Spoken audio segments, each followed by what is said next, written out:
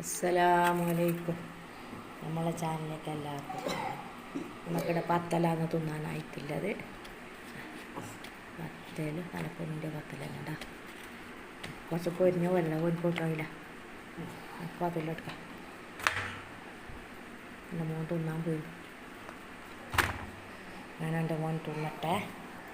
ഞാനെൻ്റെ മോന് പത്തലും മത്തി മുളക് ഇട്ടതാണ്. ഇന്ന് മത്തിയാണ് കിട്ടി. ഒരമത്തി വലിയ മത്തിയൊന്നുമില്ല, അരമത്തി. മത്തി